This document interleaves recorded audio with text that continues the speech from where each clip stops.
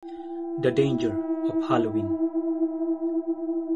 Habang ang mundo ay abala sa saya, kasuotan at mga ilaw ng Halloween, marami ang hindi nakakaalam na ang gabi ng selebrasyong ito ay may mas malalim at madilim na pinagmulan. Ito ba ay simpleng kasiyahan lamang? O ito ba ay isang pintuan na nagbubukas sa mga bagay na labag sa kalooban ng Diyos? Ating tatalakayin ang totoong itsura ng Halloween na ito. Mateo 8:16. Ang kapangyarihan ni Kristo laban sa kadiliman.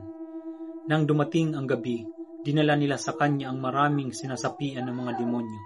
Sa pamamagitan ng isang salita, pinalayas niya ang masamang espiritu at pinagaling ang lahat ng may mga karamdaman. Dito natin makikita na ang tunay na kapangyarihan ni Jesus, kapangyarihang nagpapalayas ng masamang espiritu. Kung si Kristo mismo ang lumalaban sa mga gawa ng kadiliman, bakit natin ipagdidiwang isang araw na puno ng simbolismo ng mga demonyo, multo at kamatayan? Mga kaibigan, mga kapatid, ang pinagmulan ng Halloween ay hindi nagsimula bilang isang inosenteng kasiyahan. Ito ay may ugat sa paganong kapistahan ng mga samhain ng mga Celts, mga isinaunang Europa, isang gabi kung kailan naniniwala silang manipis ang hangganan sa pagitan ng buhay at kamatayan. Sila ay nag-aalay ng pagkain, nagbibihis bilang espiritu, nagsusunog ng apoy upang makaligtas sa masasamang kaluluwa. Paglipas ng panahon, sinubukang haluan ng simbahan ng Katoliko ang All Saints Days o All Hallows Eve, ngunit ang diwa ng okultismo, pangkukulam at espiritismo ay nananatili.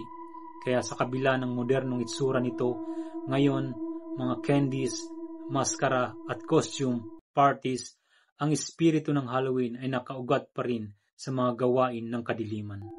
Mga kaibigan, mga kapatid, ang babala ni Anton LaVey, ang tagapagtatag ng Church of Satan, ay minsang nagsabi ng ganito: I am glad that Christian parents let their children worship the devil at least one night out of the year. Ang sabi niya sa Tagalog, masaya ako na pinapayagan ng mga Kristyanismong magulang ang kanilang mga anak na sambahin ng Diablo kahit isang gabi sa isang taon.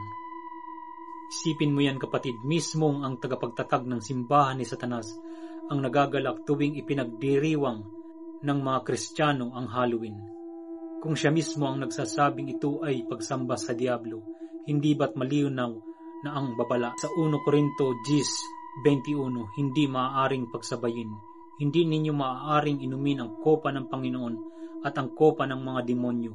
Hindi kayo maaaring makibahagi sa hapag ng Panginoon at sa hapag ng mga demonyo. Hindi pwedeng sabay ang Diyos at ang mundo. Hindi natin pwedeng sabihin para sa katuwaan lang ang isang bagay kung ito ay may pinagmulan at simbolismo ng kasamaan. Sa bawat maskara ng mga multo, bawat bahay na mga ginawang parang impyerno, may mga espiritual na kahulugan ito at nagbubukas ng pinto sa impluwensya ng kaaway. Ang tinatagong katotohanan ng Halloween. Ang Halloween ay may halong paganismo, espiritismo at okultismo. Ang orihinal na ritual nito ay para mag-alay sa mga patay at sa mga espiritu. At sa mga kasalukuyan, ginagamit ito ng marami bilang pagkakataon para magpanggap, manakot at gumaya sa kasamaan. Ang akala ng iba ay harmless fun lamang, pero sa espiritual na mundo, ito ay isang pintuan para sa kadiliman. Kahit na mga bata pa lamang, tinuturuan nating maging komportable sa mga imahe ng mga demonyo, dugo at kamatayan, mga bagay na lubos na laban sa kabanalan ng Diyos. Mula sa larawan na nakalakip, sa puso ng tao ay likas ang pagiging mapaghimagsik. Gusto natin ang mga tradisyong kahit salungat ito sa kalooban ng Diyos, ngunit malinaw sa kasulatan, tayo ay tinawag upang maging banal, hiwalay sa sanlibutan ito. Dahil ang sabi sa 1 Pedro 1:16, maging banal kayo sapagkat ako ay banal. Kaibigan, ang Halloween ay hindi lamang simpleng piyesta. Ito ay pagsamba sa kadiliman na nilagyan ng maskara ng kasiyahan.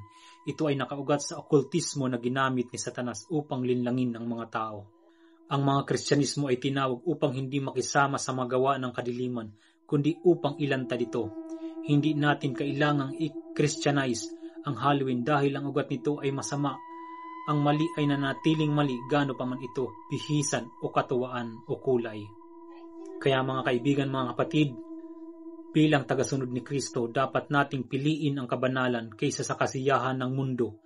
Magdaos tayo ng gabi ng panalangin, pagsamba at pagpuri sa Diyos sa halip na sumali sa mga gawaing nagdiriwang ng kamatayan. Dahil ang sabi sa Efesos 5:11, at huwag kayong makibahagi sa mga gawa ng kadiliman na walang bunga, sa halip ay iyong ilantad ang mga ito. Mga kaibigan, mga kapatid, hindi natin kailangang matakot sa dilim sapagkat nasa atin si Kristo sa liwanag ng sanlibutan. Ngunit tayo ay tinawag upang maging mapagbantay, mapanalanginin at huwag maging kampante sa mga kasinungalingan ng kaaway. Sa bawat desisyon natin, piliin natin si Jesus sapagkat sa Kanya lamang ang may tunay na buhay, liwanag at kaligtasan. At salamat sa panonood. Kung ikaw ay na-bless sa mensaheng ito, ibahagi mo ito upang marami pang mamulat sa katotohanan. Ito ang The Digital Disciple, nagpapaalala na ang liwanag ay hindi nakikisama sa kadiliman. Piliin natin ang kabanalan kay Kristo. Shalom.